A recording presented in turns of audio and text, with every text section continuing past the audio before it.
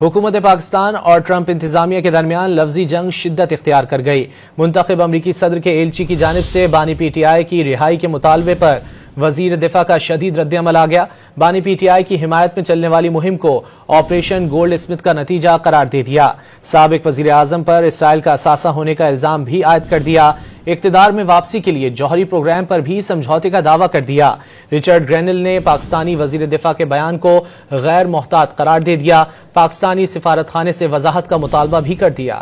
Missile programme پر مزید پابندیوں کی دھمکیاں، بانی پی ٹی آئی کی رہائی کے لیے اصرار، امریکی ریشہ دوانی پر پاکستان کا رد عمل آ گیا۔ خواجہ آصف نے امریکہ میں بانی پی ٹی آئی کی حمایت میں جاری مہم کو آپریشن گولڈ اسمتھ کا نتیجہ قرار دے دیا۔ ٹرمپ کے نامزد ایلچی رچرڈ گرینل کے بیانات پر رد عمل دیتے ہوئے وزیر دفاع نے لکھا کہ آپریشن گولڈ اسمتھ کے ریکروٹ جہاں بھی موجود ہیں وہاں سے بانی پی ٹی آئی کی نجات کے لیے پاکستان کے خلاف مہم چلا رہے ہیں۔ بانی پی ٹی آئی اسرائیلی اثاثہ ہے جس کے ذریعے وہ واحد مسلمان ایٹمی قوت کو سرنگوں کرنا چاہتے ہیں۔ پیغام دیا کہ رچرڈ گرینل یا امریکی دباؤ کا بانی پی ٹی آئی کے ٹرائل پر کوئی اثر نہیں ہوگا۔ کوئی پاکستان کے گریبان پر ہاتھ ڈالے تو پھر اس کو جواب بھی مل جائے گا۔ وہ امریکن کانٹیکسٹ میں ہوں گے، ان کا پاکستان کے اوپر جو ہے، پاکستان بہت سے ملکوں میں بہت سے امپورٹنٹ لوگ ہیں، لیکن ان کا کہنا یا ان کی اٹرنسز جو ہیں وہ پاکستان کی صحت پہ کیا اثر کر سکتی ہیں۔ پاکستان ایک سوورن ملک ہے، ایسی بھی ایڈمنسٹریشنز آئیں جن میں پاکستان کے اوپر پریشر بھی پڑا، لیکن وہ پریشر جو ہے پاکستان نے پہلے بھی برداشت کیا۔ اللہ خیر کرے گا، there is nothing to worry۔ 100% آپ کو ڈینائی کرتا ہوں کہ اس کا کوئی ایفیکٹ جو ہے پاکستان کی سیاست پہ ہو۔